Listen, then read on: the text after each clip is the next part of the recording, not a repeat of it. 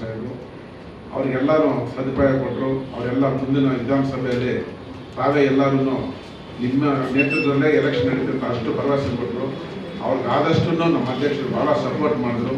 ನಾವು ಅವ್ರಿಗೆಲ್ಲ ಸಪೋರ್ಟ್ ಮಾಡಿದ್ವಿ. ಅವ್ರಿಗೆ ಏನು ಬೇಕೋ ಇಟ್ಕೊಂಡ್ರೆ ನಮಗೆ ಗೊತ್ತಿಲ್ಲ. ನಾನು ಹೋಗೋಕ್ಕೆ ಮುಂಚೆ ಪ್ರಮೋದ್ ಶ್ರೀನಿವಾಸ್ ಫೋನ್ ಮಾಡಿ, ಬಾಳಪ್ಪ ಅಧ್ಯಕ್ಷ ನೀವು CM ಇದ್ದಾರೆ, ನಿಮ್ಮ ಕಡೆ ನೀವು ಇಲ್ಲೇ ಪಾರ್ಟಿ ಇಲ್ಲರಿ, ಪಾರ್ಟಿ ಬೇಕಲ್ಲ, ನೆಕ್ಸ್ಟ್ ಮುಂದಿನ ಸಲ ಇಲ್ಲಿ ಪದ್ಮನಾಭದಲ್ಲಿ ಕಾಂಗ್ರೆಸ್ MLನ ನಾವು ತೊಗೊಂಬರೋಣ. ನಮ್ಮ ಅಧ್ಯಕ್ಷರು ಹಾಗೂ ನಮ್ಮ CM ಅವ್ರು ಯಾರು ಹೇಳ್ತಾರೋ ಅವರೇ ಕ್ಯಾಂಡಿಡೇಟ್ ಆಗ್ತಾರೆ, ನಾವೆಲ್ಲ ಒಟ್ಟಿಗೆ ಕೆಲಸ ಮಾಡ್ತೀವಿ. ನಾನು ಭಾಳ ರಿಕ್ವೆಸ್ಟ್ ಮಾಡ್ಕೊಂಡು ಹೋಗ್ಬೇಕಾದ್ರೆ ಈಗ ಅವ್ರಿಗೆಲ್ಲರೂ ಅವ್ರಿಗೆ ಗ್ಯಾರಂಟಿ ಅಧ್ಯಕ್ಷ ಕೊಟ್ಟರು, BLO ಕೊಟ್ಟರು, ಅವ್ರಿಗೇನೆ ಅಪ್ಪನ ಒಂದು ಪೋಸ್ಟು, ಮಗನ ಒಂದು ಪೋಸ್ಟು. ಆದರೂ ಯಾರು ಅವ್ರು ಏನು ನಮ್ಮ ಪಾರ್ಟಿ ಏನು ತೀರ್ಮಾನ ತಗೊಳ್ತೋ ಯಾರು ಅವ್ರಿಗೆ ಯಾರಿಗೂ ಅಗೇನಿಸ್ಟ್ ಮಾಡಿಲ್ಲ. ಅವರಿಗೆಲ್ಲ ನಾವೆಲ್ಲ ಕೋಆಪ್ರೇಟ್ ಮಾಡಿದ್ವಿ. ಬಾಬಣ್ಣ ಸಮೇತ ಅವ್ರಿಗೆ ಭಾಳ ಕೋಆಪ್ರೇಟ್ ಮಾಡಿದ್ರು. ಬಾಬಣ್ಣವರಂದ್ರೆ ಇಷ್ಟು ಅಷ್ಟು ಎಲೆಕ್ಷನ್ ಇದೆ ಅಂತ ಅವ್ರು ಭಾಳನೇ ಶ್ರಮಪಟ್ಟರು. MP ಎಲೆಕ್ಷನಲ್ಲಿ ಭಾಳ ಅಂದರೆ ಭಾಳನೇ ಶ್ರಮಪಟ್ಟರು. ಅಲ್ಲಿ ಇಟ್ಮಡುಗು ಏರಿಯಾದಲ್ಲಿ ಬಾಬಣ್ಣ ಹೈಯೆಸ್ಟ್ ಶ್ರದ್ಧೆ ತೊಗೊಂಡಿದ್ದು, ಇಟ್ಮಡುಗಲ್ಲಿ ತೊಗೊಂಡಿದ್ದು. ಅಲ್ಲಿ ಹೈಯೆಸ್ಟ್ ಓಟ್ ಬಂದಿದೆ. ಅಲ್ಲಿ ಇದುವರೆಗೆ MP ಎಲೆಕ್ಷನ್ ಯಾವುದೂ ಬಂದಿಲ್ಲ. ಅಷ್ಟೊಂದು ನಮ್ಮ ಕಾಂಗ್ರೆಸ್ ಪಕ್ಷ ಬಂತು. ಬೇರೆ ಕಡೆ ಟೋಟಲ್ ಅಂತಾನೆ ಬೇರೆ ಕಡಿಮೆ ಆಗ್ತಾ ಇದೆ. ಎರಡನೇ ಪ್ರಶ್ನೆ, ಬಾಬಣ್ಣವರು ಭಾಳ ಕಷ್ಟಪಟ್ಟರು. ಬಾಬಣ್ಣವರು ನಮ್ಮ ಪಕ್ಷದ ಇರ್ತಾರೆ. ಇನ್ನು ನಮ್ಮ ಗುರಪ್ಪ ನಾಯ್ಡು ಇರ್ಬೋದು, ವೆಂಕಟೇಶ್ ಮೂರ್ತಿ ಆಗ್ಬೋದು, ಶಿವರಾಮೇಗೌಡರು ಆಗಿರ್ಬೋದು, ಸಂಜಯ್ ಗೌಡ ಆಗ್ಬೋದು, ನಾವೆಲ್ಲ ಒಟ್ಟಿಗೆ ಇದ್ದು ಕಾಂಗ್ರೆಸ್ ಪಕ್ಷನ ನೆಕ್ಸ್ಟ್ 2028ಕ್ಕೆ ನಾವು MLA ಹಾಗೆ ಆಗ್ತೀವಿ. ಕಾಂಗ್ರೆಸ್ ಪಕ್ಷ MLA ಹಾಗೆ ಆಗ್ತಾರೆ. ನಮ್ಮ ಅಧ್ಯಕ್ಷರು ಆಗ ಹರಿಪ್ರಸಾದ್ ಸಾಹೇಬ್ ಯಾರು ಹೇಳ್ತಾರೋ ಅವರೇ ಕ್ಯಾಂಡಿಡೇಟ್ ಆಗ್ತಾರೆ. ಯಾರು ನಾನ್ ಕ್ಯಾಂಡಿಡೇಟ್ ಕಾಂಗ್ರೆಸ್ ಪಕ್ಷ ನಿಮ್ಗೆಲ್ಲರೂ ಗೊತ್ತಿರೋ ವಿಷಯನೇ. ಪಕ್ಷ ನಂಬ್ಕೊಂಡು ಕೆಲಸ ಮಾಡಬೇಕು. ಪಕ್ಷ ಯಾರಿಗೆ ಹೇಳ್ತಾರೆ ಕೆಲಸ ಮಾಡಬೇಕು. ಪಕ್ಷ ಅವ್ರು ಗುರುಸುತ್ತೆ. ನಾನೇ ಕ್ಯಾಂಡಿಡೇಟ್ ಅನ್ನೋರೆಲ್ಲ ಲಾಸ್ಟ್ ಕ್ಯಾಂಡಿಡೇಟ್ ಆಗೋದಿಲ್ಲ. ಅದನ್ನು ಅರ್ಥ ಮಾಡ್ಕೊಳ್ಬೇಕು ಪ್ರತಿಯೊಬ್ಬರನ್ನು. ಇದುವರೆಗೆ ಇಷ್ಟೇ ಕಾಂಗ್ರೆಸ್ ನಾನೇ ಕ್ಯಾಂಡಿಡೇಟ್ ಓಡಾಡಿದವರು ಲಾಸ್ಟ್ ಮೀಡಿಯಮ್ ಟಿಕೆಟೇ ಸಿಗಲ್ಲ ಎಲ್ಲರಿಗೂ. ಅದರಿಂದ ನಾವೆಲ್ಲರನ್ನು ಪಕ್ಷಕ್ಕೆ ದುಡಿತೀವಿ, ಪಕ್ಷಕ್ಕೆ ಕೆಲಸ ಮಾಡ್ತೀವಿ. ನಮ್ಮ ಅಧ್ಯಕ್ಷರು ಹರಿಪ್ರಸಾದ್ ಸಾಹೇಬರು ಹಾಗೂ ಶಿವಕುಮಾರ್ ಸಾಹೇಬರು ರಾಮಲಿಂಗರವ್ರನ್ನ ಸೌತಲ್ಲಿದ್ದಾರೆ. ಅವ್ರ ನೇತೃತ್ವದಲ್ಲಿ ನಾವೆಲ್ಲರೂ ಪ್ರತಿಯೊಬ್ಬರು ಕೆಲಸ ಮಾಡ್ತೀವಿ. ಅದರಿಂದ ಪಕ್ಷ ಇನ್ನೂ ಬಲವರ್ತನೆ ಮಾಡ್ತೀವಿ. ನಾವೆಲ್ಲ ಬಾಬಣ್ಣ ಹೇಳಿದಾಗೆ ಎಲ್ಲ ಒಟ್ಟಿಗೆ ಕುತ್ಕೊಂಡು ಹರಿಪ್ರಸಾದ್ ಕುತ್ಕೊಂಡು ಏನು ಮಾಡಬೇಕು, ಇನ್ನು ಮುಂದಿನ ಜನರಿಗೆಲ್ಲ ಅವರು ನಮ್ಮ ಗ್ಯಾರಂಟಿ ಏನಿದೆ ನಮ್ಮ ಅಧ್ಯಕ್ಷರಲ್ಲಿ ಕೆಲಸ ಮಾಡ್ಕೊಳ್ತೀವಿ. ಎಲ್ಲರಿಗೂ ನಮಸ್ಕಾರ. ಕೃಷ್ಣಪ್ಪನವರೇ, ರಘುನಾಥ್ ನಾಯ್ಡು ಅವರೇ, ಸಂಜಯ್ ಗೌಡ್ರೆ, ಗುರಪ್ಪ ನಾಯ್ಡು ಅವರೇ, ಮಾಜಿ ಮಹಾಪೌರರಾದಂಥ ವೆಂಕಟೇಶ್ ಮೂರ್ತಿ ಅವರೇ ಮತ್ತು ನನ್ನ ಆತ್ಮೀಯ ಸಹೋದರರಾದ ಸ್ನೇಹಿತರಾದಂಥ ಮುತ್ತುರಾಜ್ ಅವರೇ, ಇಲ್ಲಿ ಬಂದಿರೋರೆಲ್ಲ ನಾನು ಕಾಂಗ್ರೆಸ್ ಪಕ್ಷದ ಸಹೋದರ ಸಹೋದರಿಯರೇ, ಮುಖಂಡರೇ. ನಮಗೆಲ್ಲ ತಿಳಿದಾಗ ಇತ್ತೀಚಿನ ದಿನಗಳಲ್ಲಿ ಏನೇನು ಬೆಳವಣಿಗೆ ಆಗಿದೆ, ಯಾವ ರೀತಿಯ ಬೆಳವಣಿಗೆ ಆಗಿದೆ ಎಲ್ಲ ತಮ್ಮ ಈಗಾಗಲೇ ಸ್ಪಷ್ಟವಾಗಿ ವೇದಿಕೆ ಮುಖಾಂತರ ಇರುವಂಥ ಎಲ್ಲ ಗಣ್ಯರಿಗಾಗಲೇ ತಾವು ತಿಳಿಸಿದ್ದಾರೆ.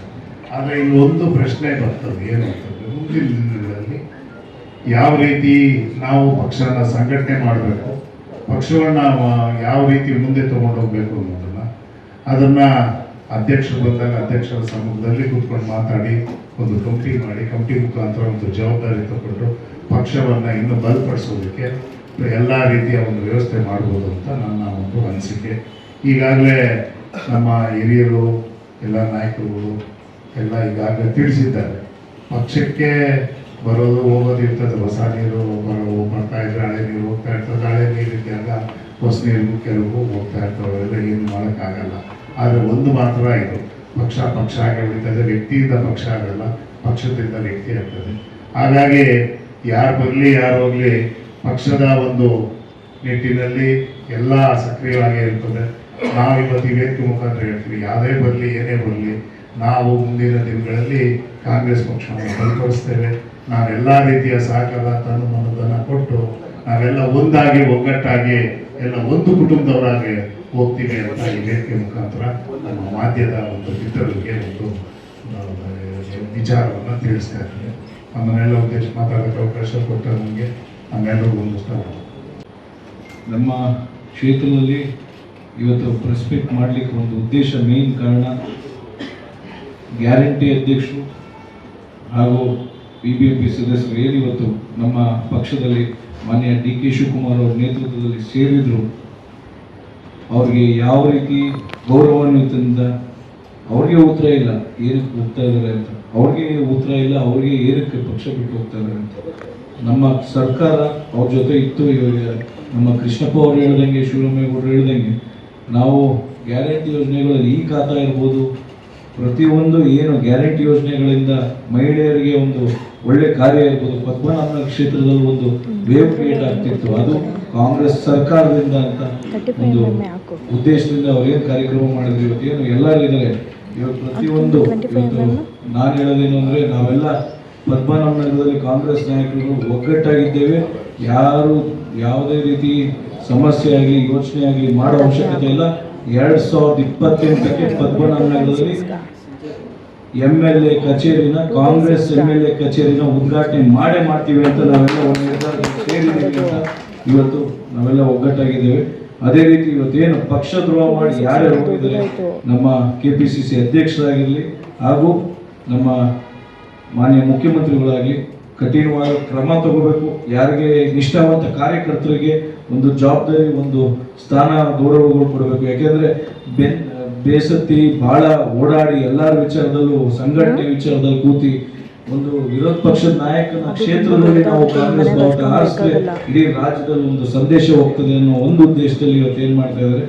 ಇವತ್ತು ನಮ್ಮ ಡಿಫಿಡೆಡ್ ಕ್ಯಾಂಡಿಡೇಟ್ ಇರ್ಬೋದು, ನಮ್ಮ ಸೀನಿಯರ್ ನಾಯಕರು, ನಮ್ಮ ಗುರಪ್ಪ ನಾಯ್ಡು ಅವರು ಇರ್ಬೋದು, ಕಬಡ್ಡಿ ಬಾಬಣ್ಣ ಇರ್ಬೋದು, ಅದೇ ವೆಂಕಟೇಶ್ ಮೂರ್ತಿ ಅವರು ಇರ್ಬೋದು, ನಮ್ಮ ಮಾಜಿ ಸಂಸದರು ಶಾಸಕರು ಶಿವರಾಮೇಗೌಡರು ಇರ್ಬೋದು, ನಮ್ಮ ಪ್ರೀತಿ ಆರಾಧ್ಯ ಅವರು, ಯಾಕೆಂದ್ರೆ ನಮ್ಮ ಇನ್ಚಾರ್ಜ್ ಇದ್ದಾರೆ ಅವರು ಎಲ್ಲ ಉದ್ದೇಶ ಏನಕ್ಕೆ ಸೇರಿದ್ದೀವಿ ಅಂದ್ರೆ, ನಮ್ಮ ಬಿಜೆಪಿಯಿಂದ ನಾವು ಕರಿತಾ ಇದೀವಿ, ಇನ್ನೊಂದು ಮಾಡ್ತಾ ಇದೀವಿ, ಎಲ್ಲ ಕಾರ್ಯಕರ್ತರಿಗೆ ಮಿಸ್ಗೈಡ್ ಮಾಡೋರಿಗೆ ಇವತ್ತೊಂದು ಕರೆ ಕೊಡ್ತಾ ಇದ್ದೀನಿ. ದಯವಿಟ್ಟು ಅಂತ ದುಸ್ಸಾಹಸ ಕೈ ಹಾಕಕ್ ಹೋಗ್ಬಿಡಿ. ಕಾಂಗ್ರೆಸ್ ಕಾರ್ಯಕರ್ತರು ಯಾವುದೇ ಆಮಿಷಕ್ಕೂ ಯಾವುದಕ್ಕೂ ಬಗ್ಗಲ್ಲ, ಜಗ್ಗಲ್ಲ ಪದ್ಮನಾಭನಗರದಲ್ಲಿ ಅಂತ ಹೇಳ್ತಾ ಇವತ್ತೇನು ನಾವು ಪ್ರೆಸ್ ಮೀಟ್ ಅಲ್ಲಿ ಒಂದು ಉದ್ದೇಶ, ಮೇನ್ ಉದ್ದೇಶ ಏನಂದ್ರೆ ಎಲ್ಲರ ಜೊತೆ ಮಾಡಿದಿರ, ನೀವು ಕೆಲಸ ಮಾಡಿದಿರ, ಐ ಅಪ್ರಿಷಿಯೇಟ್ ಯು ಪೀಪಲ್ ಬಂದಿರೋರು, ಬಟ್ ಕೆಲಸ ಮಾಡಿ ನಮ್ಮ ಪಕ್ಷದಲ್ಲಿ ಯಾಕೆ ಬಿಟ್ಟು ಹೋದ್ರೆ ಅನ್ನೋ ಕ್ವಶನ್ ಮಾರ್ಕಿಗೆ ನಮ್ಮ ಕಾರ್ಯಕರ್ತರಲ್ಲಿ ಇತ್ತು. ಆ ಉದ್ದೇಶದಲ್ಲಿ ಅವರೆಲ್ಲರ ವಿಚಾರದಲ್ಲೂ ಯಾವುದೇ ವ್ಯಕ್ತಿ ಪೂಜೆ ಮಾಡ್ತಾರೆ, ಇಲ್ಲಿ ಪಕ್ಷದ ಪೂಜೆ ಮುಖ್ಯ ಅನ್ನೋ ಒಂದು ಉದ್ದೇಶದಲ್ಲಿ ನಾವು ಈ ಪ್ರೆಸ್ ಮೀಟ್ ಮಾಡ್ತಾ ಇದ್ದೇವೆ. ಅದೇ ರೀತಿ ಮುಂದಿನ ದಿನಗಳಲ್ಲಿ ಯಾರ್ಯಾರು ಬ್ಲಾಕ್ ಪ್ರೆಸಿಡೆಂಟ್ಸ್ ನೇತೃತ್ವಗಳಲ್ಲಿ ಇನ್ನು ಮುಂದೆ ಸಂಘಟನೆಗಳಲ್ಲಾಗಲಿ ಪ್ರತಿಯೊಂದು ಉದ್ದೇಶ ಏನೇ ಸಮಸ್ಯೆಗಳಾಗಲಿ ಸರಿಪಡಿಸ್ಕೊಂಡು ಇನ್ನ ಒಗ್ಗಟ್ಟಾಗಿ ನಾವಾಗಲಿ ಬ್ಲಾಕ್ ಪ್ರೆಸಿಡೆಂಟ್ಸ್ಗಳಾಗಲಿ ಡಿಫಿಡೆಡ್ ಕ್ಯಾಂಡಿಡೇಟ್ ಆಗಲಿ ಎಲ್ಲ ನಾಯಕರಾಗಲಿ ಮುಂದಿನ ದಿನಗಳಲ್ಲಿ ಒಗ್ಗಟ್ಟಾಗಿ ಹೋಗ್ತೇವೆ. ಏನು ಸಮಸ್ಯೆ ಇಲ್ಲದಂಗೆ ಕಾಂಗ್ರೆಸ್ ಪಕ್ಷನ ಮುಂದೆ ಎಲ್ಲ ಕಾರ್ಯಕರ್ತರಿಗೂ ಒಂದು ಧೈರ್ಯ ತುಂಬಿ ಅವ್ರ ಜೊತೆ ನಿಂತು ಪಕ್ಷ ಸಂಘಟನೆ ಉದ್ದೇಶದಲ್ಲಿ ಜೊತೆ ಇರ್ತೀವಿ ಅಂತ ಈ ಮಾತು ಕೇಳಿಲ್ಲ ಅಂತ ಯಾವಾಗಲೂ ಒಂದು ಪಕ್ಷದಲ್ಲಿ ನಿಷ್ಠೆ ಆಗಿದ್ದವರು ಇನ್ನೊಂದು ಪಕ್ಷಕ್ಕೆ ಹೊಂದ್ಕೊಳ್ಳೋದು ಬಹಳ ಕಷ್ಟ. ನಾನು ಕಾಂಗ್ರೆಸ್ ಅಲ್ಲಿ 80ರಿಂದ ಇದ್ದೀನಿ, 46 ವರ್ಷಗಳ ಸುದೀರ್ಘ ಪಯಣ ಕಾಂಗ್ರೆಸ್ ಪಕ್ಷದಲ್ಲೇ ಇದ್ದೀನಿ. ನನಗೆ ಯಾವ ಕಾರಣಕ್ಕೂ ಬೇರೆ ಪಕ್ಷ ಹೊಂದ್ಕೊಳ್ಳೋಕೆ ಸಾಧ್ಯನೇ ಇಲ್ಲ. ಆ ಬೇಸ್ ಮೇಲೆ ಅವ್ರು ನಮ್ಮ ಕಡೆ ಹೊಂದ್ಕೊಳ್ಳಲ್ಲ ಅಂತ ಹೇಳಿದ್ರು. ಈಗ ಅವ್ರು ಹೇಳಿದ್ರಲ್ಲ, ನಿಮ್ದಿರೋದು 27, ಅವ್ರದಿರೋದು ಸುಳ್ಳು. ನಾನು ಕಾಂಗ್ರೆಸ್ ಅಭ್ಯರ್ಥಿ ಆಗಿದ್ದು 2008. ಅವಾಗ ನಾನು ಬಾಪು ಇಬ್ಬರು, ಬಾಪು ದಳದಿಂದ ನಾನು ಕಾಂಗ್ರೆಸ್ಸಿಂದ ನಾವು ಮಾಡ್ಕೊಂಡು ತಿರ್ಗಾ ನಾವು ಒಂದೇ ಕ್ಯಾಸ್ಟು, ನಾವು ಅಣ್ಣ ತಮ್ಮಂದಿರು, ಹೀಗಾಗಿ ನಾವು ಡಿವೈಡ್ ಮಾಡ್ಕೊಂಡ್ವಿ. ಅವಾಗ ಒಂದು ಬೆನಿಫಿಟ್ ಆಯಿತು. ಅದಾದಮೇಲೆ ನೆಕ್ಸ್ಟ್ MP ಎಲೆಕ್ಷನ್ ಆಯಿತು. ಕಾಂಗ್ರೆಸ್ಗೆ 52,000, ಕೃಷ್ಣ ಬೈರೇಗೌಡರಿಗೆ, ಅನಂತ್ ಕುಮಾರ್ಗೆ 59,000, ಬರೀ 7,000 ಡಿಫ್ರೆನ್ಸ್. ನಾನು 23 ನಾನು ಹೇಳ್ತಾರೆ ಕಾಂಗ್ರೆಸ್ ಹೆಂಗೆ ಬೆಳೀತಿತ್ತು ಅಂತ. 3 ಜನ ಕಾರ್ಪೊರೇಟರ್ ಕಾಂಗ್ರೆಸ್ ಇಂದ ಗೆದ್ದಿದ್ವಿ, 4 ಜನ ಕಾರ್ಪೊರೇಟರ್ ನೆಕ್ಕಿದ್ವಿ. ನೆಕ್ಸ್ಟ್ ಎಲೆಕ್ಷನ್ 6 ಸೀಟ್ ಬರ್ತಿತ್ತು. ಏನೋ ಸ್ವಲ್ಪ ವ್ಯತ್ಯಾಸಗಳಾಗಿ ಹೋಯ್ತು. ನಾನೀಗ ಹೇಳಿದ್ರೆ ಅಶೋಕ್ ಅವ್ರಿಗೆ ಯಾವುದೇ ನೆಲೆ ಇಲ್ಲ ಪದ್ಮನಾಭನಗರದಲ್ಲಿ. ಅವ್ರು ಹೊರಗಿನಿಂದ ಬಂದವರು, ಹೊರಗಿನಿಂದ ಇರೋದು, ನಮ್ಮಲ್ಲಿರೋ ಕಚ್ಚಾಟದಿಂದ ಅವ್ರು ಉಳ್ಕೊಂಡಿದ್ದಾರೆ ಅನ್ನೋದು ಬಿಟ್ಟರೆ ಬೇರೆ ಏನಿಲ್ಲ. ಇವತ್ತಿನ ದಿನ ಕಾಂಗ್ರೆಸ್ ಎಲ್ಲ ಒಗ್ಗಟ್ಟಾಗಿದ್ದೀವಿ. ನೆಕ್ಸ್ಟ್ 28 ಎಲೆಕ್ಷನ್ ಅವ್ರು ಫೇಸ್ ಮಾಡಿದಾಗ ಗೊತ್ತಾಗುತ್ತೆ. ಗುರಪ್ಪರ ವೀಕ್ ಇದ್ರೆ ಮತ್ತೆ ಅವ್ರು 7 ಸಾರಿ ಹೆಂಗ್ ಶಾಸಕರಾಗ್ತಾರ? 7 ಬಾರಿ ಶಾಸಕರಾಗಿದ್ದಾರೆ ಅವರು. ಹೆಂಗಿದ್ರು ನೀವು ವೀಕ್ ಅಂತ ಹೇಳ್ತಾರೆ, ಕರೆಕ್ಟ್ ವೀಕ್ ಒಪ್ಕೊಂತೀನಿ. ಅವ್ರು 7 ಸಾರಿ ಅಲ್ಲಿ ಉತ್ತರಹಳ್ಳಿ, ಪದ್ಮನಾಭ ಎಲ್ಲಿ ನಿಂತ್ಕೊಂಡು ಗೆಲ್ತಾರೆ. 2008 ನಾನು ಮಾತಾಡ್ತಾ ಇದ್ದೆ. ಅದ್ರ ಮೇಲೆ ಅದು ಮೊದಲು ಉತ್ತರಹಳ್ಳಿ 6-7 ಕಾನ್ಸ್ಟಿಟ್ಯೂನ್ಸಿ. 2008 ಹೊಸದಾಗಿ ಕಾನ್ಸ್ಟಿಟ್ಯೂನ್ಸಿ ಆಗಿದ್ದಾಗ ನಾನು ಕಾಂಗ್ರೆಸ್ಸಿಂದ ಕಬಡ್ಡಿ ಬಾಬು ದಳದಿಂದ ನಾವು ಮಧ್ಯೆ ಬಂದರು. ಅದಾದಮೇಲೆ ಕಾರ್ಪೊರೇಷನ್ MP ಎಲೆಕ್ಷನ್ನಲ್ಲಿ ನಮ್ಗೆ ಹೆಚ್ಚು ಕಮ್ಮಿ ಈಕ್ವಲ್ ಆಗಿ ಬಂತು BJPಗೆ. ನಮ್ಮಲ್ಲಿ ಕೆಲವು ಟ್ರೆಡಿಷನಲ್ BJP ವೋಟರ್ಸ್ ಇದ್ದಾರೆ. ಅವನ್ನೆಲ್ಲ ನಾವು ಟರ್ನ್ ಮಾಡಿ ಒಂದು ಮಟ್ಟಕ್ಕೆ ತರ್ತಿದ್ವಿ. ಕೆಲವು ವ್ಯತ್ಯಾಸಗಳಿಂದಾಗಿ 2028 ಎಲೆಕ್ಷನ್ಲಿ ಯಾವುದೇ ವ್ಯತ್ಯಾಸ ಇಲ್ಲದೆ ಕಾಂಗ್ರೆಸ್ ಬರೋಥರ ನಾವು ಮಾಡ್ತೀವಿ. ಈಗ ಕಳಂಕನೆಲ್ಲ ಅಶೋಕ್ ಅವರೇ ಹೊತ್ಕೊಂಡ್ರಲ್ಲ, ಮತ್ತೆ ಆ ಕಳಂಕನ ಬೀದಿಗೆ ತರ್ತೀವಿ. ಏನೇನಿದೆ ಅವ್ರ ಕಳಂಕನೆಲ್ಲ ಬೀದಿಗೆ ತರ್ತೀವಿ, ಅದರಲ್ಲಿ ಏನು ಡೌಟ್ ಇಲ್ಲ. ಸರ್, ಈಗ ಕೆರೆ ನಾವೆಲ್ಲ ಒಂದಾಗಿ ಒಗ್ಗಟ್ಟಾಗಿ ಎಲ್ಲ ಒಂದು ಕುಟುಂಬದವರಾಗಿ ಹೋಗ್ತೀವಿ ಅಂತ ಈ ವೇದಿಕೆ ಮುಖಾಂತರ ನಮ್ಮ ಮಾಧ್ಯಮದ ಮತ್ತು ಮಿತ್ರರಿಗೆ ಒಂದು ವಿಚಾರವನ್ನು ತಿಳಿಸ್ತಾ ಇದ್ದಾರೆ. ನಮ್ಮನ್ನೆಲ್ಲ ಉದ್ದೇಶ ಮಾತಾಡೋಕ್ಕೆ ಅವಕಾಶ ಕೊಟ್ಟು ನಮಗೆ ನಮ್ಮೆಲ್ಲರಿಗೂ ಇಷ್ಟ